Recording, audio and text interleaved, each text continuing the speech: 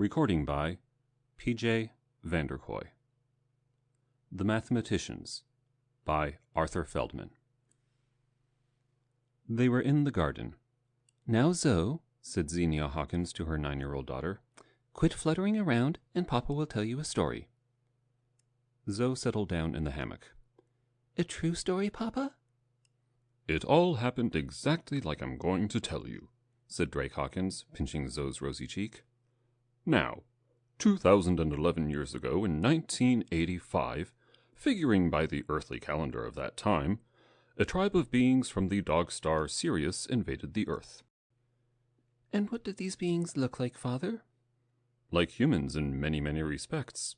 They each had 2 arms, 2 legs, and all the other organs that humans are endowed with." "Wasn't there any difference at all between the star beings and the humans, Papa?"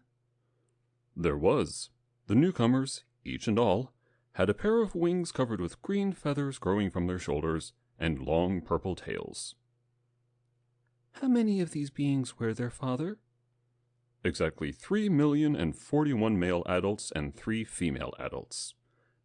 These creatures first appeared on Earth on the island of Sardinia. In 5 weeks' time, they were the masters of the entire globe." "Didn't the Earthlings fight back, Papa?" "The humans warred against the invaders using bullets, ordinary bombs, super atom bombs, and gases." "What were those things like, Father?" "Oh, they've passed out of existence long ago. Ammunition, they were called. The humans fought each other with such things." "And not with ideas like we do now, Father?" "No, with guns, just like I told you. But the invaders were immune to the ammunition." "What does immune mean?" "Proof against harm. Then the humans tried germs and bacteria against the star beings." "What were those things?" "Tiny, tiny bugs that the humans tried to inject into the bodies of the invaders to make them sicken and die. But the bugs had no effect at all on the star beings." "Go on, Papa. These beings that overran all Earth. Go on from there." "You must know, these newcomers were vastly more intelligent than the Earthlings. In fact, the invaders were the greatest mathematicians in the system." "What's the system? And what does mathematician mean?" "The Milky Way. A mathematician is one who is good at figuring, weighing, measuring, clever with numbers." "Then, Father, the invaders killed off all the Earthlings?" "Not at all. They killed many, but many others were enslaved. Just as the humans had used horses and cattle, the newcomers so used the humans. They made workers out of some, others they slaughtered for food." "Papa, what sort of language did these star beings talk?" "A very simple language, but the humans were never able to master it. So the invaders, being so much smarter, mastered all the languages of the globe." "What did the Earthlings call the invaders, Father?" "Anvils. Half angels, half devils." "Then, Papa, everything was peaceful on Earth after the Anvils enslaved the humans?" "For a little while. Then some of the most daring humans, led by a man named Know-all, escaped into the interior of Greenland. This Know-all was a psychiatrist, the foremost on Earth." "What's a psychiatrist?"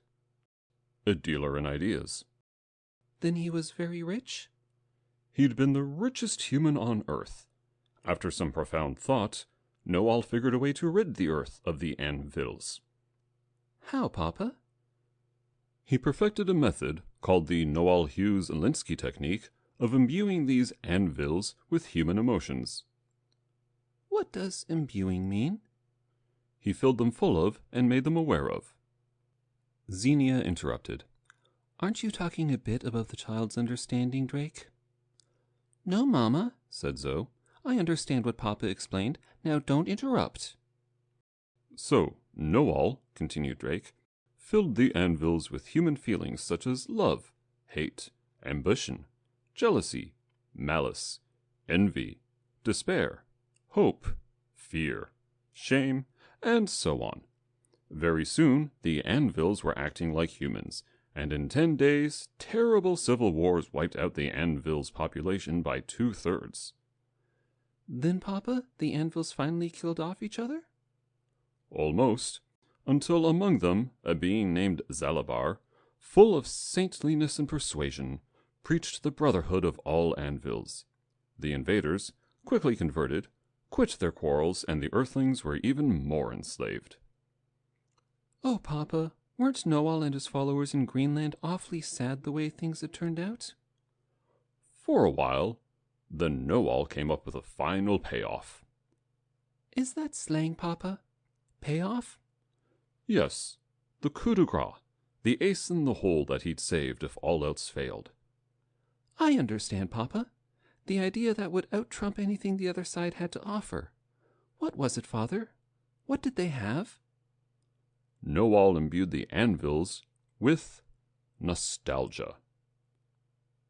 What is nostalgia? Homesickness. Oh, Papa, wasn't Noel smart? That meant the anvils were all filled with the desire to fly back to the star from where they had started. Exactly.